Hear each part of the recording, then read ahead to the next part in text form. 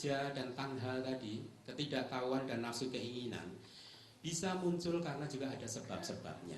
Sebab-sebabnya adalah halusinasi dari kita.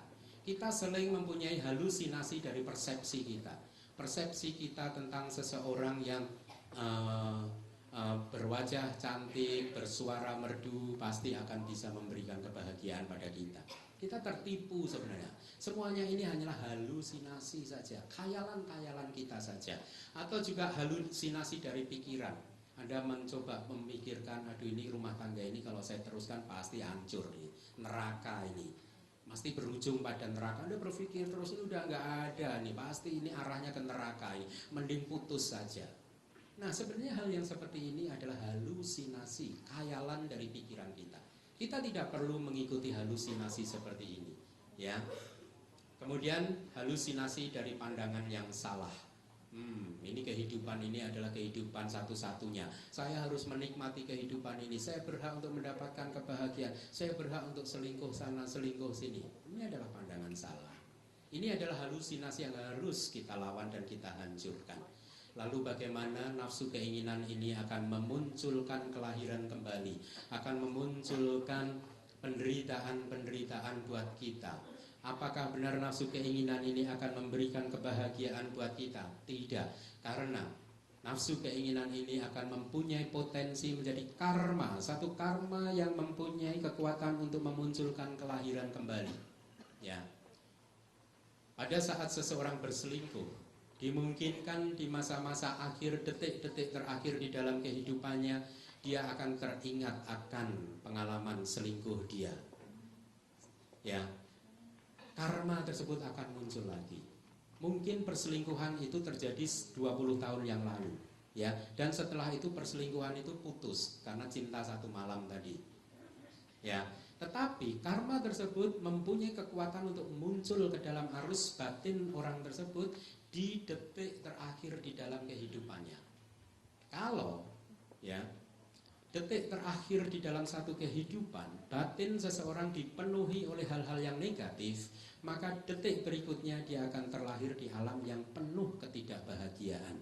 Bisa terlahir di alam hantu, alam binatang, atau bahkan mungkin terlahir sebagai manusia, tetapi dia tidak akan bisa mendapatkan kebahagiaan selama kehidupannya. Anda lihat sekeliling kita, banyak sekali manusia yang mempunyai nasib berbeda-beda. Ada seseorang yang dilahirkan menjadi manusia yang kaya raya, yang lainnya tidak, yang lainnya mempunyai banyak teman, sementara yang lain tidak mempunyai teman sama sekali. Kita semua mempunyai nasib yang berbeda-beda. Kenapa? Karena adanya karma-karma yang sudah kita lakukan di masa lalu yang berbeda-beda pula. Atau tanda karma. Tanda karma adalah tanda atau alat yang dipakai oleh seseorang untuk melakukan karma. Saya seorang penceramah, membabarkan dharma adalah termasuk karma baik. Alat yang saya pakai untuk membabarkan dharma adalah mikrofon ini. Kalau di dalam detik terakhir di dalam kehidupan saya nanti, tiba-tiba pada waktu saya mau meninggal dunia, tiba-tiba mikrofon ini muncul ke dalam batin saya, maka detik berikutnya saya akan terlahir di alam yang baik. Karena mikrofon ini adalah simbol atau alat yang saya pakai untuk menanam karma baik, yakni menanam atau membabarkan dharma. Alat atau instrumen yang dipakai oleh seseorang untuk melakukan sesuatu. Ini adalah tanda karma. Saya mungkin akan terlahir di alam surga, tetapi jangan pernah berpikiran bahwa mikrofon ini bisa membuat seseorang lahir di surga. Karena ceritanya menjadi berbeda. Kalau ada seseorang yang mencuri mikrofon, tiba-tiba di detik terakhir mikrofon ini muncul dalam batin dia, maka pasti dia akan lahir di alam yang tidak bahagia.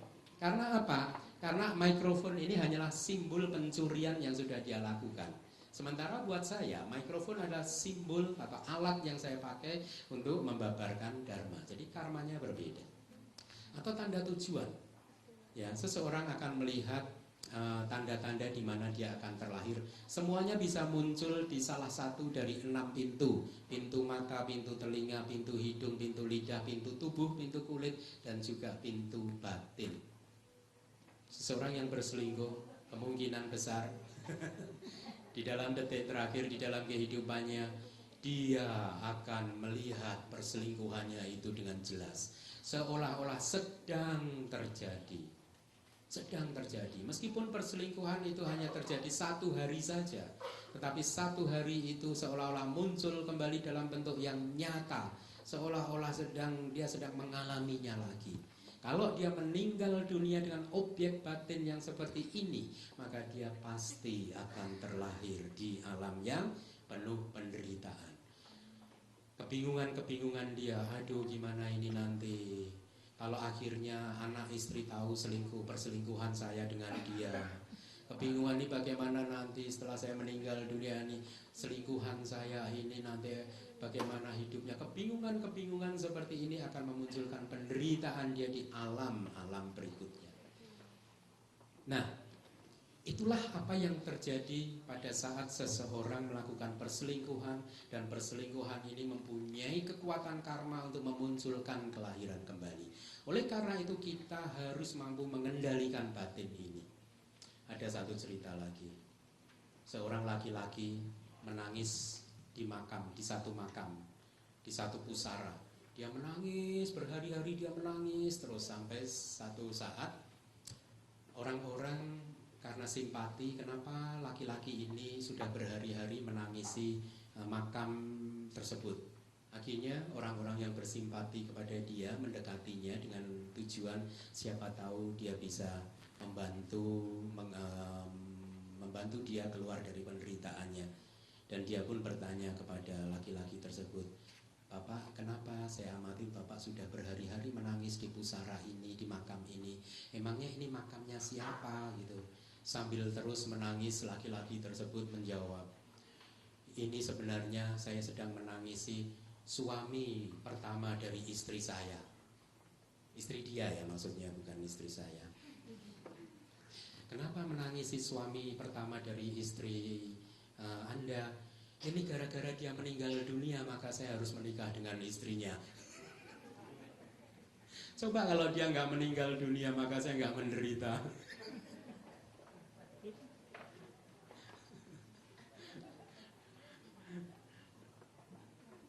Nah, sekarang kita masuk ke babak akhir dari ceramah ini tentang keluarga harmonis. Jadi panitia memberikan topiknya adalah perselingkuhan dan keluarga harmonis.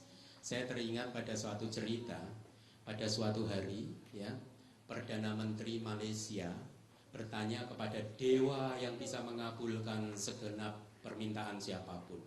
Dia bertanya pada dewa, dia naik ke langit atas sana dan dia bertanya pada dewa, Dewa, saya ingin mengajukan satu pertanyaan pada dewa. Bukankah dewa bisa melihat masa depan? Betul, Perdana Menteri, saya bisa melihat masa depan. Sekarang pertanyaan saya dewa, berapa tahun lagi Malaysia akan menjadi negeri yang makmur? Dewanya pun menjawab, 200 tahun lagi. Mendengar jawaban dewa tersebut, Perdana Menteri Malaysia tersebut berlalu dan menangis, membayangkan betapa impian dia supaya Malaysia menjadi negeri makmur dia harus menunggu untuk jangka waktu yang lama sekali. Kemudian Perdana Menteri Thailand juga bertanya pada dewa pertanyaan yang sama. Dewanya menjawab, 500 tahun lagi Thailand akan menjadi negeri yang makmur. Dan Perdana Menteri Thailand tersebut berlalu dan menangis. Kemudian yang terakhir, pimpinan Presiden Indonesia bertanya pada dewa tersebut, Dewa, kapankah Indonesia menjadi negeri yang makmur dan adidaya? Mendengar pertanyaan tersebut, dewanya pun berlalu dan menangis.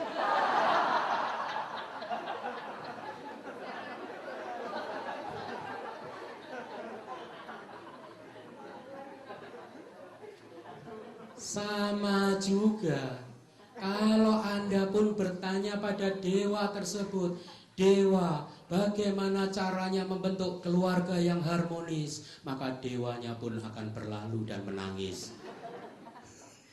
Karena sangatlah sulit untuk membentuk keluarga yang harmonis.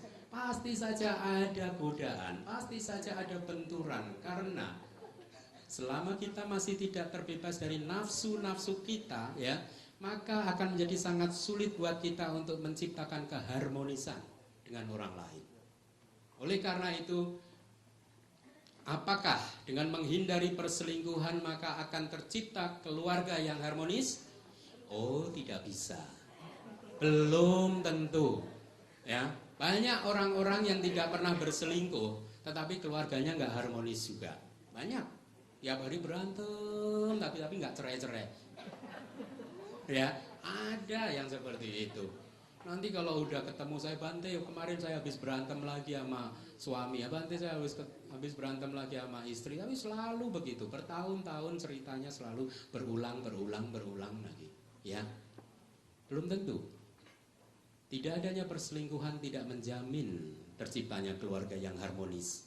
Keharmonisan akan muncul kalau Anda harmonis, menciptakan keharmonisan di antara perilaku Anda dan ucapan Anda serta pikiran Anda. Apa yang Anda lakukan adalah apa yang Anda pikirkan.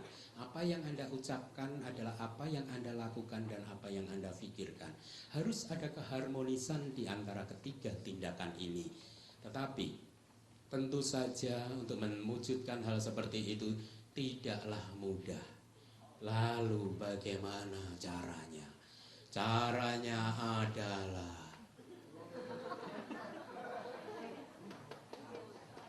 kalau Anda adalah seorang peselancar, Anda tahu bahwa Anda harus menempelkan papan selancar Anda pada ombak tersebut. Kemana ombak tersebut lari, kesana pula lah papan selancar Anda menempel pada ombak tersebut. Anda berdiri dengan penuh ketenangan, keseimbangan, menempel ketat naik dan turunnya ombak tersebut. Karena kalau Anda tidak tenang, Anda tidak seimbang, maka Anda pasti akan jatuh. Oleh karena itu, supaya bisa terjadi keharmonisan antara ucapan, tindakan, dan juga pikiran Anda, supaya Anda menjadi seseorang yang terbebaskan dari nafsu-nafsu Anda harus menjadi seorang peselancar kehidupan. Apa sih yang disebut peselancar kehidupan itu? Seorang peselancar kehidupan adalah seseorang yang setiap detik, setiap saat dengan penuh ketenangan, keseimbangan menempel rapat naik dan turunnya ombak batin. Pada saat ombak batin, emosi-emosi Anda muncul, Anda tempel saja emosi tersebut. Ketahuilah, lihatlah dengan jelas kemunculannya. Kemudian emosi tersebut makin meninggi, tempel lagi, dia makin meninggi, dan akhirnya turun-turun, tempel terus sampai akhirnya lenyap. Jangan hanyut oleh perasaan Anda tersebut. Karena kalau Anda hanyut oleh perasaan tersebut, maka perasaan ini akan memunculkan nafsu Anda. Kalau Anda bisa menempel perasaan di 3 titik, muncul, berkembang, lenyap, muncul, berkembang, lenyap, maka perasaan apapun yang muncul tidak akan pernah memunculkan atau menyebabkan nafsu untuk muncul. Sehingga dengan demikian perselingkuhan akan terhindarkan, karena Anda bukanlah seseorang yang hanyut tersapu oleh perasaan dan nafsu-nafsu keinginan Anda. Anda berdiri tenang, seimbang di atas ombak-ombak perasaan Anda. Tenang seimbang dengan sati dan panya. Sati adalah mindfulness, panya adalah wisdom. Sati adalah satu energi di dalam batin kita yang mempunyai karakteristik. Arti dari sati itu sebenarnya berasal dari kata kerja yang berarti to remember, untuk mengingat-ingat. Jadi Anda nggak lupa. Tetapi sati dalam hal abhidhamma itu adalah satu energi di dalam batin ini yang hadir sepenuhnya di dalam setiap saat di dalam kehidupan Anda. Kalau Anda melihat, lihatlah 100%. Jangan 50%, jangan 10%, bahkan jangan 90% atau 99%. Lihatlah apa yang Anda lihat dengan segenap hati Anda, 100%.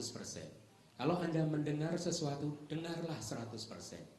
Dengan demikian Anda akan terbebas dari halusinasi persepsi Anda, halusinasi pikiran Anda.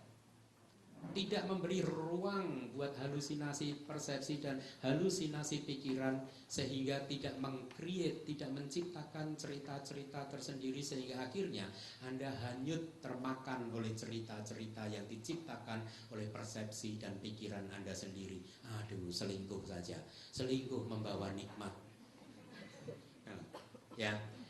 Dengan melakukan apapun, apa yang Anda lihat, Anda dengar, Anda cium dengan hidung, ya, indera hidung, Anda rasakan dengan lidah, Anda sentuh dengan kulit-kulit Anda, dan Anda pikirkan, Anda melakukannya semua itu 100%. Ya. Anda menghadirkan segenap batin Anda pada saat ini, di sini, maka itulah sati. Mindfulness, perhatian penuh. Dia mempunyai karakteristik tidak mudah goyah. Tidak goyah oleh persepsi Anda, tidak goyah oleh pikiran Anda, murni. Dan dia mempunyai fungsi untuk menjaga batin Anda. Pada saat sati ini muncul, maka batin ini akan terjaga, sehingga yang namanya nafsu tidak akan pernah muncul. Perselingkuhan tidak akan pernah terjadi kalau ada sati. Karena sati fungsinya adalah sebagai guardianship, menjaga batin kini supaya tetap bersih, tetap murni, tidak bisa dimasuki oleh nafsu, keserakahan, kemarahan, dan semua energi batin yang negatif yang lainnya. Sati, mindfulness. Yang kedua adalah panya, kebijaksanaan. Kebijaksanaan juga merupakan energi di dalam batin kita yang mempunyai karakteristik untuk melihat segala sesuatu secara apa adanya. Dengan demikian, kebijaksanaan ini mengerti bahwa perselingkuhan tidak akan pernah bisa membawakan kebahagiaan. Pemahaman bahwa perselingkuhan bisa membawakan kebahagiaan, menciptakan kebahagiaan, muncul karena awija, karena ketidaktahuan. Pada saat kebijaksanaan muncul, awija lenyap. Karena kebijaksanaan itu berlawanan dengan ketidaktahuan. Pada saat kebijaksanaan muncul, ibaratnya seperti lampu di satu ruangan. Selama lampunya belum muncul, dia akan masih tetap gelap. Tetapi pada saat lampu tersebut dinyalakan, kegelapan lenyap. Pada saat kebijaksanaan muncul, ketidaktahuan lenyap. Dengan demikian, kita memasuki babak akhir dari ceramah ini. Saran saya kepada Anda, jadilah seorang peselancar kehidupan yang baik. Tempel ketatlah semua emosi-emosi Anda. Naik atau munculnya emosi Anda, berkembang makin kuat, melemah, dan lenyap. 3 titik ini Anda harus mengetahuinya. Muncul, bertahan, lenyap. Muncul, bertahan, lenyap.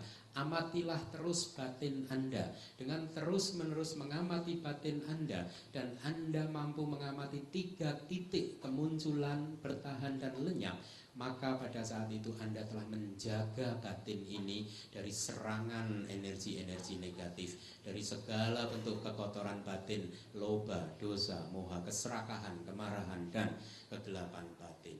Dengan sati dan panya, mindfulness dan kebijaksanaan, maka tidak ada ruang di dalam batin Anda yang tersisa untuk perselingkuhan. Inilah kebenaran mutlak, inilah kebenaran hakiki. Kebenaran yang berlaku buat siapa saja, tidak hanya berlaku buat manusia, tetapi juga berlaku buat para hewan. Kalau hewan berselingkuh, perselingkuhan itu pun juga disebabkan oleh awija dan tanha. Oleh karena itulah Abhidhamma disebut sebagai ajaran tentang kebenaran hakiki atau kebenaran puncak atau kebenaran mutlak. Semoga Anda semua bisa segera terbebas dari penderitaan dan segera bisa merealisasi kebahagiaan sejati, nirwana secepatnya. Sadhu, sadhu.